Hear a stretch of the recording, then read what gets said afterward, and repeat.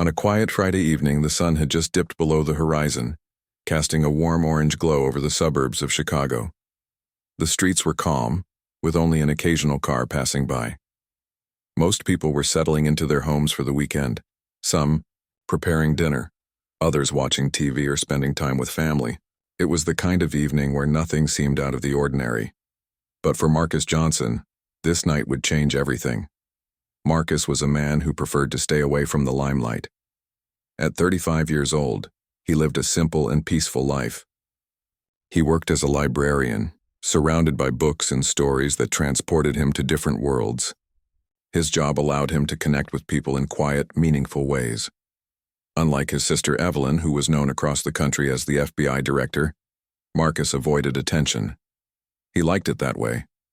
For him, life wasn't about fame or power, it was about small joys like reading a good book, tending to his garden, or cooking a hearty meal. That evening, Marcus decided to visit the local grocery store. It wasn't anything unusual. He often made short trips after work to pick up fresh ingredients for dinner. As he drove home, humming along to soft jazz playing on the radio, he felt content. The bag of groceries sat neatly on the passenger seat. Beside him, vegetables, spices, and a loaf of bread. Everything was normal, or so he thought. As Marcus approached a red light at a deserted intersection, he noticed flashing blue and red lights behind him. Confused, he glanced at his rearview mirror. A police cruiser had pulled up close to his car. His heart skipped a beat. What could this be about, he wondered. He hadn't been speeding, running lights, or breaking any rules. Still, he followed protocol. He rolled down his window, turned off the engine, and placed his hands on the steering wheel, waiting patiently for the officer to approach. The first thing Marcus noticed was the tone of the officer's voice. It wasn't friendly or professional. It was sharp and accusatory. "Do you know why I pulled you over?" the officer asked, shining a flashlight into Marcus's face. Squinting against the bright light, Marcus shook his head. "No, sir," he replied calmly. "I'm not sure what I did wrong." The officer gestured toward the back of the car. "Your taillight is out," he said firmly. Marcus frowned, confused. He knew his car well. He checked it regularly, especially since he relied on it for commuting. Both taillights were working perfectly when he left the house earlier that day. Before he could respond, the second officer stepped forward, adding fuel to the tension. "License and registration," the first officer demanded, cutting off any chance for Marcus to explain himself. Feeling uneasy but determined to comply, Marcus reached slowly into his glove compartment to retrieve his documents. Every movement felt deliberate, almost exaggerated, as if he were trying to prove he had nothing to hide. The officers watched him closely, their expressions unreadable. When Marcus handed over his license and registration, the first officer took them without a word and returned to the patrol car. Sitting alone in his vehicle, Marcus tried to steady his breathing. Something didn't feel right. Why were they scrutinizing him so intensely? Was it really about a broken taillight, or was there something else going on? He couldn't shake the feeling that this stop was more than just routine. After all, he'd driven through this neighborhood countless times before without issue. What made tonight different? Minutes passed, though it felt like hours. Finally, the officers returned. Instead of returning his documents, they began asking questions, lots of them. Where was he coming from? Where was he headed? Did he have any weapons in the car? Their tone grew increasingly hostile with each question. Marcus answered truthfully, keeping his voice calm and respectful despite the growing unease in his chest. Then came the moment that changed everything. One of the officers leaned closer, narrowing his eyes. "You seem nervous," he said abruptly. "Why are you nervous?" Marcus blinked, caught off guard. "I'm not nervous," he replied honestly. "I'm just trying to understand why I've been stopped." But the officer wasn't satisfied. Without warning, he ordered Marcus to step out of the car. "Step out slowly," he barked, resting a hand on his holster. Panic bubbled inside Marcus, but he forced himself to remain composed. This wasn't how traffic stops were supposed to go. He hadn't done anything wrong. Yet here he was, being treated like a criminal. As Marcus stood outside his car under the harsh glare of the police lights, he realized this wasn't just about a broken taillight anymore. There was something deeper, darker at play. And as the minutes ticked by, he couldn't help but wonder, would anyone believe him if things got worse? Would anyone even care? Little did Marcus know, this encounter was about to set off a chain reaction that would reach far beyond that quiet suburban street. By the end of the night, his life and the lives of many others would never be the same again. As Marcus stood outside his car, the cold night air biting at his skin, he tried to make sense of what was happening. The two officers loomed over him, their flashlights casting long shadows on the ground. One of them repeated his demand for Marcus to place his hands on the hood of the car, while the other circled around inspecting the vehicle with exaggerated care. Marcus complied, keeping his movements slow and deliberate. He knew better than to argue or resist. He'd heard enough stories about how quickly situations like this could spiral out of control. The tension in the air was palpable.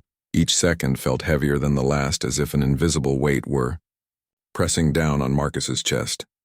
He glanced toward the nearby houses, hoping someone might see what was happening and step outside. But the streets remained eerily quiet. No lights flickered on in the windows, no neighbors peered out curiously. It was just him, the officers, and the hum of the police cruiser's engine behind them. "Why are you stopping me?" Marcus asked. Again, his voice steady despite the knot forming in his stomach. "I haven't done anything wrong," one of the officers scoffed, shaking his head. "We'll decide what's wrong here," he snapped back, his tone dripping with hostility. "Don't act innocent. You were speeding through this neighborhood like you own the place." Marcus blinked, taken aback by the accusation. Speeding? That wasn't true. He had been driving well within the speed limit, obeying every traffic rule. Before he could respond, the second officer chimed in, his voice louder and more aggressive. "And don't give us that look," he barked. "You think we don't know what you're up to?" "What look?" Marcus replied, confusion lacing his words. "I'm not giving you any look, I'm just trying to understand." "Enough talking," the first officer interrupted, cutting him off mid-sentence. He grabbed Marcus's arm roughly, twisting it behind his back. Pain shot through Marcus's shoulder, but he bit back a cry, unwilling to give them the satisfaction of seeing him flinch. The handcuffs clicked into place, cold metal biting into his wrists. "You're under arrest," the officer declared, his voice sharp and final. "Resisting arrest and assaulting a police officer." Marcus froze, stunned. Assaulting a police officer? That couldn't be right. He hadn't touched either of them. If anything, they were the ones escalating the situation. "This is a mistake," he protested, his voice rising slightly. "I didn't do anything." But his protests fell on deaf ears. The officers ignored him, shoving him toward the back seat of the patrol car. The door slammed shut, trapping him inside. As the cruiser pulled away from the curb, Marcus pressed his face against the window, watching the familiar streets blur past. His mind raced, trying to piece together how things had gone so wrong so fast. The ride to the station was silent except for the occasional crackle of the police radio. Marcus stared straight ahead, his thoughts swirling like storm clouds. He replayed the events in his head, the abrupt stop, the accusations, the rough treatment. None of it made sense. He was just a regular guy, minding his own business, heading home after a routine trip to the store. Why were they treating him like a criminal? When they arrived at the police station, Marcus was led inside and booked without explanation. His fingerprints were taken, his photo snapped for a mugshot he didn't deserve. The process was mechanical, impersonal, as though he were nothing more than a number in a system. No one listened when he tried to explain himself. No one cared about the truth. By the time he was locked in a holding cell, exhaustion had set in, heavy and suffocating. Sitting on the hard bench, Marcus buried his face in his hands. For the first time since the ordeal began, he allowed himself to feel the full weight of what was happening. Fear, frustration, anger. They all swirled together, threatening to overwhelm him. How could this happen? What would his family think? Would anyone believe him when he said he was innocent? Hours passed, though it was impossible to tell time in the dimly lit cell. Marcus's mind drifted to Evelyn, his older sister. She was strong, determined, and fiercely protective of those she loved. If anyone could help him, it was her. But how would she react when she found out? Would she see this as yet another example of the systemic issues she fought against daily in her role as FBI director? Or would she blame herself for somehow drawing danger into their lives? Just as despair started to creep in, a glimmer of hope appeared. A young officer, a rookie judging by the nervous energy radiating off him, approached the cell. In his hand, he held a clipboard and a pen. "Sign here," he muttered, sliding the paperwork through the bars. Marcus hesitated, then took the pen. As he scribbled his name, he noticed the officer glance around furtively, as if checking to make sure no one was watching. "You didn't do this, did you?" The rookie whispered suddenly, his voice barely audible. Marcus looked up, startled. The officer's expression was unreadable, but there was a flicker of doubt in his eyes. "No," Marcus replied firmly, meeting the man's gaze. "I didn't." The rookie nodded almost imperceptibly before walking away, leaving Marcus alone once more. It wasn't much, but it was enough to reignite a small spark of hope. Maybe not everyone in the department was corrupt. Maybe there were still people willing to question the status quo, even if only in whispers. Back at home, Evelyn Johnson sat in her study, poring over reports and files spread across her desk. Her phone buzzed insistently, breaking the silence. Frowning, she picked it up and saw the caller ID, Marcus. Relief washed over her. She'd been meaning to call him earlier but got caught up in work. When she answered, however, the voice on the other end wasn't her brother's. "This is Officer Daniels," the voice said gruffly. "Your brother has been arrested. You can come down to the station if you want to sort this out." Evelyn's blood ran cold. Arrested? For what? She demanded answers, but the officer refused to elaborate, hanging up abruptly. Shock quickly gave way to determination. Grabbing her coat, she rushed out the door, her mind already racing with possibilities. This wasn't just about Marcus. It was about something bigger, something darker, and Evelyn wasn't about to let it slide. By the time she reached the station, her resolve had hardened into steel. She strode inside, her presence commanding attention. Officers who recognized her immediately stiffened, their expression shifting from indifference to unease. Evelyn didn't waste time on pleasantries. She demanded to see her brother and insisted on reviewing the incident report. What she discovered shocked even her, a tangled web of lies, inconsistencies, and blatant misconduct. It was clear now. Marcus had been targeted unfairly, singled out because of the color of his skin. But Evelyn knew this wasn't just about one wrongful arrest. It was symptomatic of a much larger problem. And she wasn't going to stop until justice was served. Not just for Marcus, but for everyone affected by such injustices. As the night wore on, the pieces of the puzzle began to fall into place. Surveillance footage from nearby businesses painted a damning picture, showing Marcus's compliance and the officer's aggression. Whispers of corruption within the department grew, louder, fueled by Evelyn's relentless pursuit of the truth.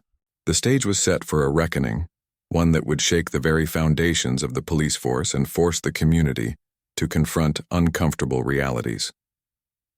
For Marcus, trapped in the sterile confines of the holding cell, the road ahead seemed uncertain. But deep down he clung to the hope that his sister wouldn't rest until the truth came to light. Little did he know, his ordeal was about to ignite a firestorm of change, exposing cracks in a system long overdue for reform. Evelyn Johnson arrived at the police station with a storm brewing in her eyes.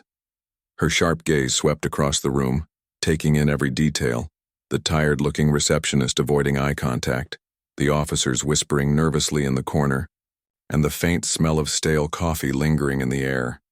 She didn't need to raise her voice or make threats. Her presence alone was enough to command attention. People knew who she was. They knew what she represented.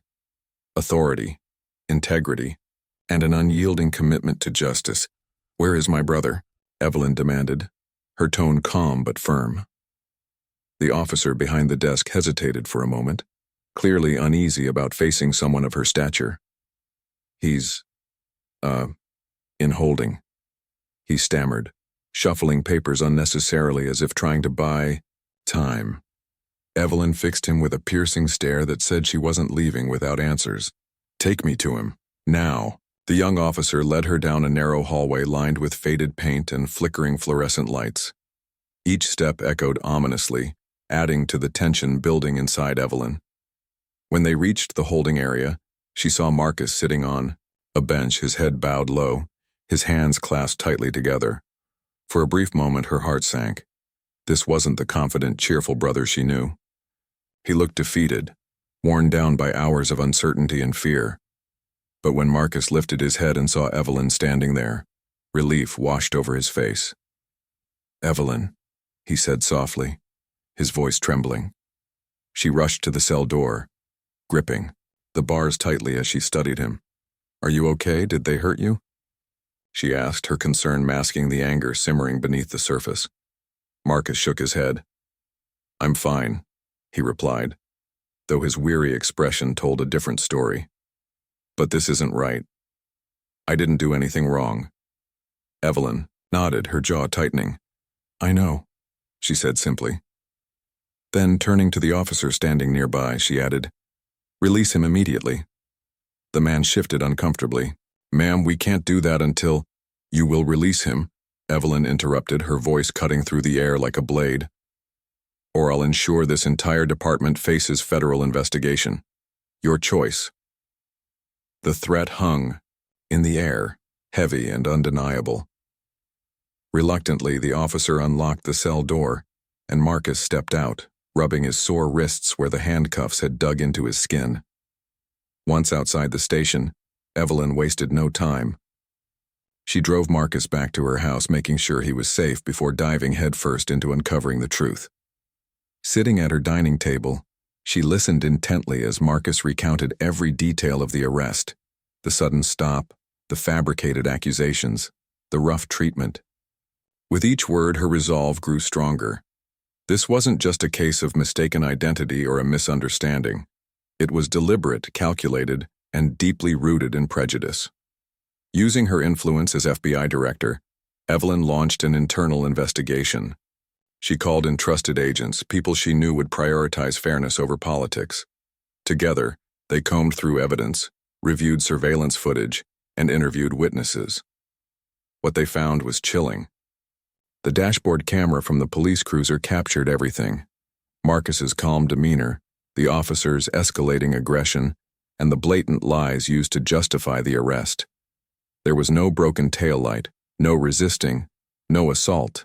Just two men abusing their power because they thought they could get away with it. But Evelyn didn't stop there.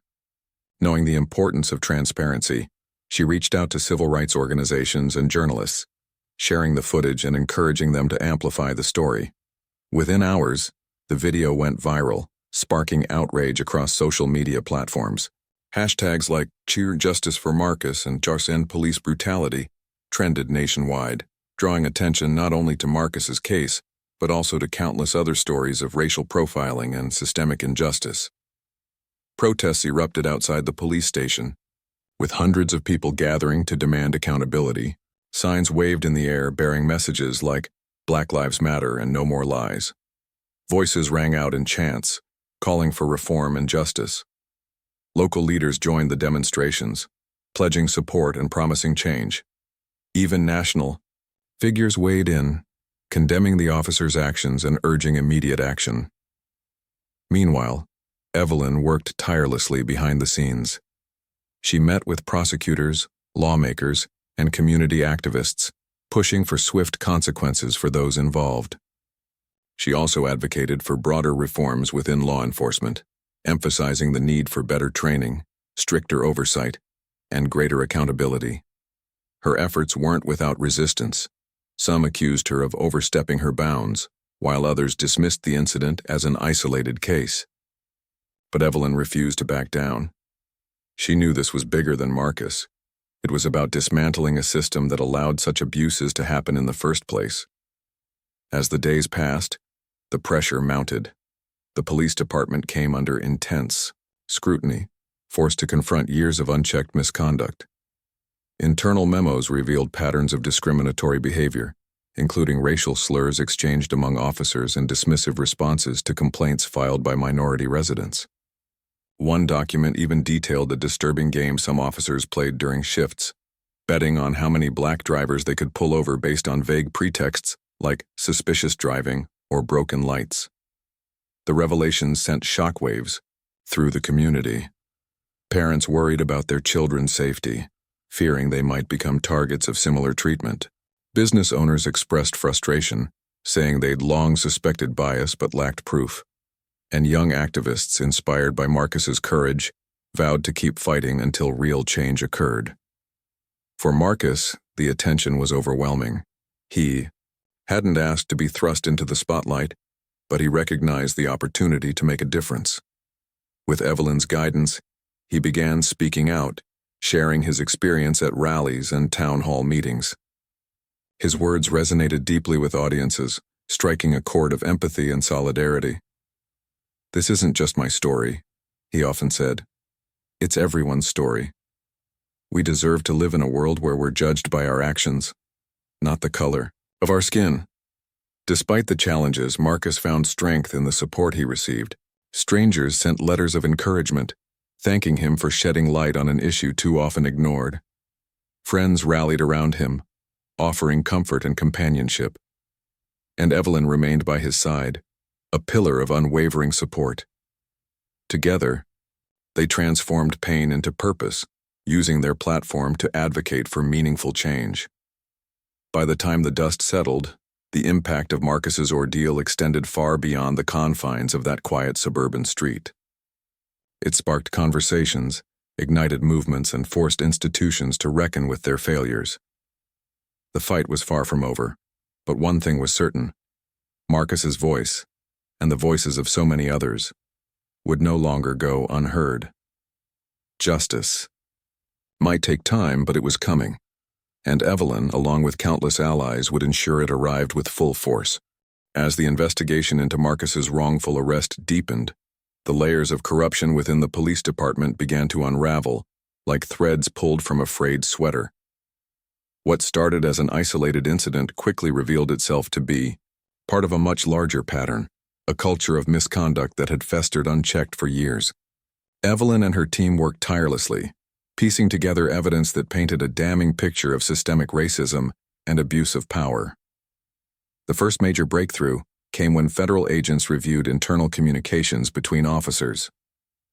Text, messages, emails, and recorded conversations exposed a disturbing camaraderie built on prejudice and hostility toward minority communities.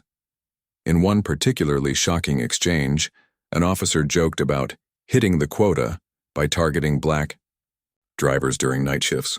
Another boasted about how many tickets he could issue in predominantly African-American neighborhoods, framing it as a competition among colleagues. These weren't just offhand remarks. They were indications of a deliberate strategy to harass and intimidate specific groups of people. But the revelations didn't stop there. Investigators discovered memos from senior officials dismissing complaints filed against officers accused of racial profiling. One memo, written by a captain, dismissed a formal grievance as baseless whining, suggesting that the complainant was simply looking for attention. Another document revealed that disciplinary actions, when they were taken at all, were often reduced or swept under the rug to protect the department's image. Promotions were handed out despite red flags in personnel files, rewarding loyalty over integrity. Perhaps the most chilling discovery came from a whistleblower within the department. Officer Daniels, the same rookie who had quietly questioned Marcus's innocence during booking, decided to come forward with information he couldn't ignore any longer. Sitting across from Evelyn in a dimly lit conference room, Daniels hesitated before speaking, his hands trembling slightly. "I didn't want to believe it at first," he admitted, his voice barely above a whisper. "But after what happened to your brother, I realized I can't stay silent anymore." Daniels went on to describe a toxic environment where racist attitudes were normalized and even celebrated.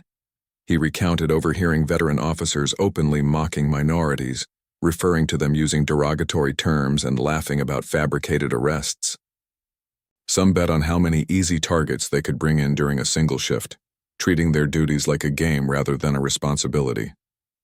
Worst of all, Daniels explained, anyone who dared to speak up faced retaliation, harassment, demotions, or being ostracized by their peers. Evelyn listened intently, her expression unreadable but her mind racing. This wasn't just negligence. It was a calculated effort to maintain control through fear and intimidation. And it wasn't limited to low-ranking officers. The rot extended all the way to the top. Senior officials turned a blind eye to misconduct, prioritizing public perception over justice. Their silence made them complicit, enabling a system that perpetuated inequality and suffering. Armed with this evidence, Evelyn took decisive action. She called a press conference, inviting reporters from major news outlets to ensure maximum exposure. Standing behind a podium emblazoned with the FBI seal, she addressed the nation with clarity and conviction. "What happened to my brother is not an isolated incident," she declared, her voice steady but charged with emotion. "It is symptomatic of a deeply entrenched problem within law enforcement, a problem we must confront head-on if we are to move forward as a society." She presented key findings from the investigation, including excerpts from the incriminating documents and testimonies from whistleblowers like Daniels. The audience watched in stunned silence as she laid bare the extent of the corruption, leaving no room for denial or deflection. By the end of the speech, outrage rippled through the crowd, spurring calls for accountability and reform. Meanwhile, protests continued to grow, fueled by the mounting evidence of systemic injustice. Thousands gathered outside government buildings, chanting slogans and holding signs that demanded change. Activists organized marches, vigils, and educational workshops, ensuring the momentum didn't fade. Social media platforms buzzed with hashtags and personal stories, creating a virtual movement that transcended geographic boundaries. In response to the public pressure, local authorities scrambled to address the crisis. The mayor issued a statement, condemning the officers' actions and promising sweeping reforms. An independent task force was formed to investigate allegations of misconduct, with members drawn from civil rights organizations, legal experts, and community leaders. New policies were proposed, including mandatory anti-bias training, stricter guidelines for traffic stops, and increased transparency in disciplinary proceedings. For Evelyn, these measures were only the beginning. She pushed for federal oversight, arguing that state-level solutions weren't enough to tackle such widespread issues. Working with lawmakers, she drafted legislation aimed at addressing systemic racism in policing nationwide. The bill included provisions for body cameras, civilian review boards, and penalties for departments found guilty of covering up misconduct. It also allocated funding for community programs designed to build trust between residents and law enforcement. Back in Chicago, the fallout continued to reverberate through the department. Dozens of officers implicated in the scandal were placed on administrative leave, pending further investigation. Those directly involved in Marcus's arrest faced termination and criminal charges, sending a clear message that abuse of power would not be tolerated. Meanwhile, Daniels and other whistleblowers received protection under witness security programs, ensuring their safety while they cooperated with investigators. Though progress was slow and fraught with resistance, the tide was turning. For the first time in years, marginalized communities felt heard and seen. Their voices, amplified by Marcus's story and Evelyn's advocacy, forced institutions to confront uncomfortable truths and take meaningful steps toward change. It wasn't perfect, it never would be, but it was a start. Marcus, too, played a crucial role in keeping the momentum alive. Inspired by the support he received, he became a vocal advocate for criminal justice reform. He spoke at rallies, sharing his experience and urging others to join the fight. His message was simple, yet powerful. We deserve better, not just for ourselves, but for future generations. His words resonated deeply, igniting hope in hearts weary from years of struggle. As the weeks turned into months, the impact of Marcus's ordeal became undeniable. It sparked conversations that had long been avoided, forcing people to examine their biases and challenge the status quo. It reminded everyone that justice isn't something handed down. It's something fought for, day by day, step by step. And though the road ahead remained uncertain, one thing was clear. Marcus's story had ignited a fire that couldn't be extinguished. The storm that had been brewing finally broke. With the evidence mounting and public outrage reaching a fever pitch, federal agents moved swiftly to hold the police department accountable. Early one morning, a team of investigators descended on the station like a tidal wave, armed with warrants and a clear mandate.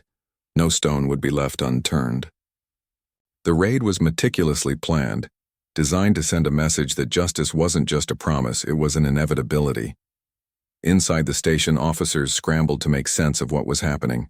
Desks were searched, file cabinets emptied, and computers seized as agents combed through every piece of information they could find. It was chaotic but purposeful, a stark contrast to the usual routine of the precinct. Officers who had grown accustomed to operating behind closed doors now found themselves under intense scrutiny. Some tried to argue or resist, but their protests fell flat against the weight of federal authority. Others sat silently, their faces pale with fear or guilt, unable to meet the eyes of the agents dismantling their world. By the end of the day, dozens of officers were suspended pending further investigation. Those directly involved in Marcus's wrongful arrest, Officer Harris and Officer Reynolds, were arrested and charged with misconduct, perjury, and violating civil rights. Their mugshots appeared on news outlets across the country, symbols of accountability long overdue. For many residents, seeing those familiar faces in handcuffs felt like a small but significant victory. It was proof that even those entrusted with power weren't above the law, but the consequences didn't stop there. Senior officials within the department faced harsh criticism for their role in enabling such behavior. The police chief resigned amid mounting pressure, acknowledging that his leadership had failed the community. Other high-ranking officers were demoted or reassigned, their careers tarnished by association with the scandal. The entire hierarchy of the department crumbled under the weight of its own corruption, leaving behind a vacuum that demanded new leadership and a fresh start. Outside the station, the community reacted with a mix of relief and cautious optimism. Protesters cheered as news of the arrests spread, their chants growing louder and more passionate. "Justice is served," they shouted, holding up signs bearing Marcus's name. Local leaders joined them, praising Evelyn and her team for their relentless pursuit of truth. Even skeptics who had doubted change was possible couldn't deny the significance of what had happened. This wasn't just about punishing bad actors, it was about dismantling a system that allowed them to thrive. In response to the scandal, the mayor announced sweeping reforms aimed at rebuilding trust between law enforcement and the community. A civilian oversight board was established, composed of residents, activists, and legal experts tasked with reviewing complaints against officers. Mandatory anti-bias training became a requirement for all personnel, with additional courses focusing on de-escalation techniques and cultural sensitivity.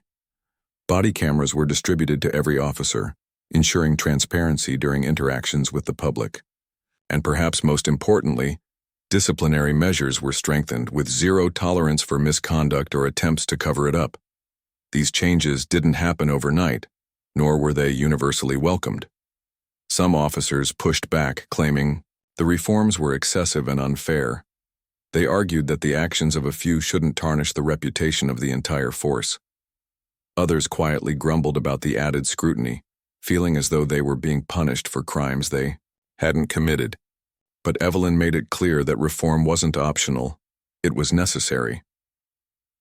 "If you have nothing to hide," she said during a press conference, "then you have nothing to fear." For Marcus, watching these transformations unfold was bittersweet. On one hand, he was proud of the impact his ordeal had made. His story had sparked conversations, inspired action, and forced institutions to confront uncomfortable truths. But on the other hand, he couldn't shake the lingering pain of what he'd endured. The memory of that night, The flashing lights, the accusations, the cold metal of the handcuffs still haunted him. He struggled to sleep some nights, plagued by nightmares that transported him back to the holding cell where he'd felt so powerless. Evelyn noticed the toll it was taking on her brother. She encouraged him to seek counseling, reminding him that healing wasn't a sign of weakness but a step toward strength. At first, Marcus hesitated. Opening up about his experience felt vulnerable, almost overwhelming. But over time, he realized it was exactly what he needed. Therapy gave him tools to process his emotions, helping him channel his pain into something productive. Slowly but surely, he began to reclaim his sense of self-worth. As the weeks turned into months, Marcus threw himself into advocacy work. He attended town hall meetings, sharing his story and urging others to speak out against injustice. He collaborated with local organizations to create programs aimed at educating young people about their rights and how to navigate encounters with law enforcement. He even started a podcast, using his platform to amplify voices often overlooked in discussions about systemic racism. Each episode featured interviews with activists, scholars, and survivors of police brutality, weaving together a tapestry of resilience and hope. His efforts didn't go unnoticed. Community members praised him for his courage and determination, calling him a beacon of inspiration. Parents thanked him for giving them language to talk to their children about staying safe. Teachers incorporated his story into lesson plans, teaching students about the importance of speaking truth to power. Even strangers approached him in grocery stores or coffee shops, shaking his hand and expressing gratitude for standing up when it mattered most. Despite the progress, challenges remained. Not everyone embraced the reforms, and resistance lingered in certain corners of the department. Some officers resented the increased oversight, viewing it as an attack on their profession rather than an opportunity for growth. Others clung to old habits, testing the boundaries of the new policies to see how far they could push before facing consequences. Change, Evelyn reminded everyone, was rarely linear. It required patience, persistence, and a willingness to adapt. Through it all, Evelyn stood firm, guiding both her brother and the broader movement with wisdom and grace. She worked tirelessly to ensure the reforms stuck, partnering with lawmakers to draft legislation that held departments accountable at the national level. Her advocacy earned widespread praise, though it also drew criticism from those resistant to change. Some accused her of playing favorites, citing her relationship with Marcus as evidence of bias. Others dismissed her efforts as politically motivated, suggesting she was using the scandal to advance her career. But Evelyn refused to let detractors derail her mission. She knew the road ahead wouldn't be easy, but she also knew it was worth fighting for. Every policy change, every voice amplified, every life touched brought them one step closer to a fairer, more equitable society. And while she couldn't undo the past, she could shape the future, a future where stories like Marcus's wouldn't repeat themselves. As winter gave way to spring, the community began to heal. Trust, once shattered, started to rebuild brick by brick. Officers who genuinely cared about serving and protecting stepped forward, eager to redefine their roles within the department. Residents who had long distrusted law enforcement cautiously reopened lines of communication, attending forums and workshops designed to foster understanding. It was slow, imperfect progress, but it was progress nonetheless. For Marcus, this newfound momentum offered a glimmer of hope. He still carried scars from that fateful night, but they no longer defined him. Instead, they fueled his determination to create a better world, not just for himself, but for everyone. As he looked around at the rallies, the protests, the conversations happening across dinner tables and classrooms, he felt a profound sense of purpose. This wasn't just his fight anymore. It belonged to everyone willing to stand up, speak out, and demand justice. And though the journey was far from over, Marcus knew one thing for certain: they were moving in the right direction.